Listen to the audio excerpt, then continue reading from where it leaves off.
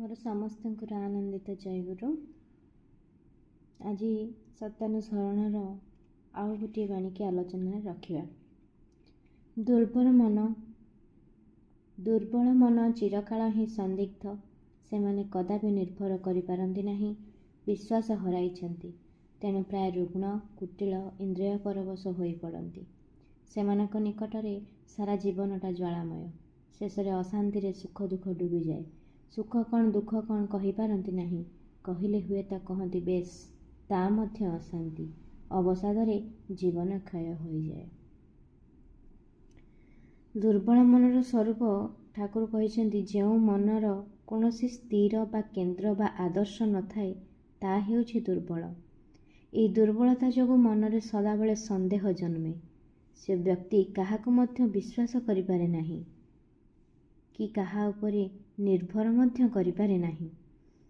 विश्वास हराइबा परे मनुष्यर मानसिक परिवेश विषाक्त हो जाए। मन मध्यरे थिबा काम, क्रोध, लोभ आदि जेतेक सबु अवगुण मनुष्य को चलाइबाकु लागंती। फलरे व्यक्ति मनर मालिक न होई इंद्रियर दास पाल्टी जाए एवं तार चिंताधारा कुटिल हो जाए। एभली स्थिति रे व्यक्ति पाई सुख कौन बा दुख कौन तार पार्थक्य किछि रहे नाही। बाहर को से बेस भलरे अछि बोली कहले मध्य भितरे भितरे एक अज्ञात अशांति बा अवसाद तार जीवन को धीरे धीरे क्षय करे। हिंदू पौराणिकर उदाहरण टे रखिबी। धृतराष्ट्र केवल चक्षुरे अंध नथिले, बरं मानसिक स्तर में मध्य से अति दुर्बल और संशयी थिले।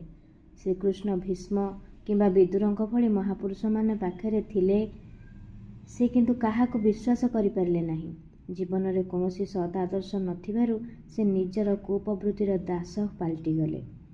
रावण सेहीपरि जड़े महाज्ञानी पंडित और महादेवंकर परम भक्त थिले, किंतु अहंकार जोगु तांको मन रुग्ण एवं जराजीर्ण होईगला।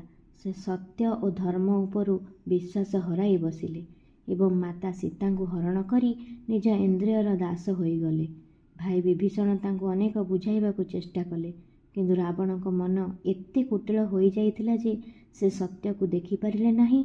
सुनार लंका एवं अपार संपत्ति थाई मध्य से जीवनर शेष समय पर्यंत केवल मानसिक दाह और अशांति मध्य जीवन क्षय कले।